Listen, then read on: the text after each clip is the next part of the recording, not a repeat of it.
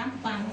Banyak yang kita harus menyangkal diri dan menikung salib sebagai orang Kristen supaya kita tidak lari dari panggilan. Bagaimana caranya supaya kita menjadi keluarga yang sesuai dengan rencana Allah?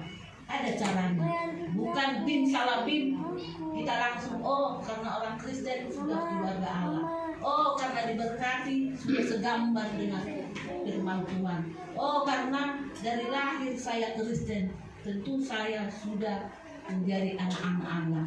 Belum tentu kalau kita tidak menjadi yang sesuai dengan firman Tuhan.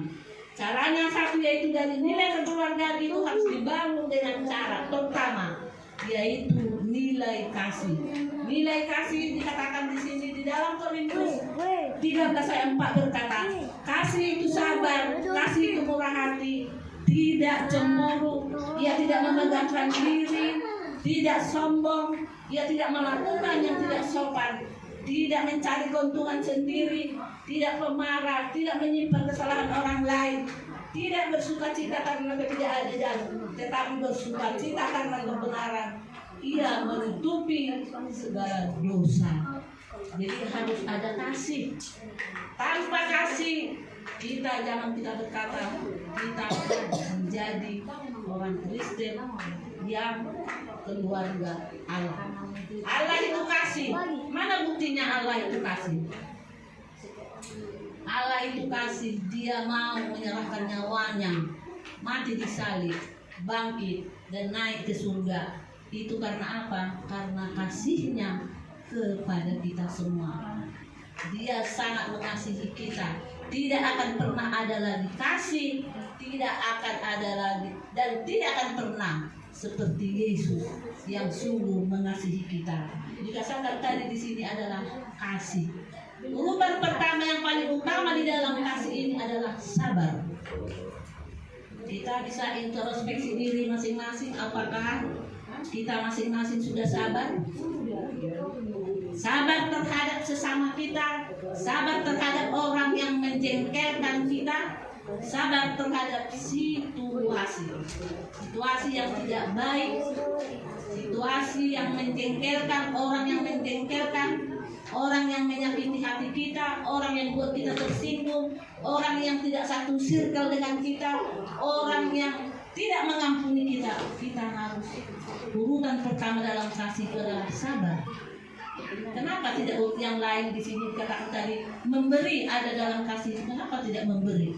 Tetapi yang dikatakan paling utama adalah sabar. Ito dan Eda di tempat ini satu sama lain harus sabar. Aku tahu bagaimana marga si Homding itu. Eda harus sabar, urut dada. Ya kan? Aku tahu. Urut dada, sabar. Tapi jangan bilang mamamu bukan sabar, tetapi kamu sabar. Sabar terhadap anak-anak. Sama anak-anak itu. Ya. Sama itu. Anak-anak ini Eda itu jangan anggap remeh zaman sekarang ya. Hati-hati.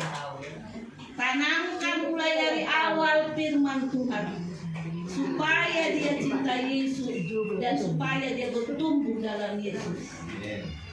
Cari uang gampang itu, iya kan? Cari uang gampang.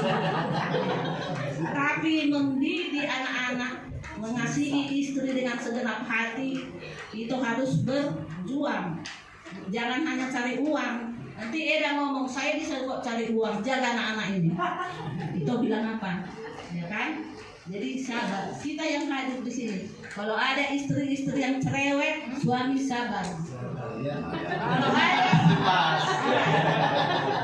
Kalau ada suami-suami yang mau dilayani seperti raja, istri-istri sabar.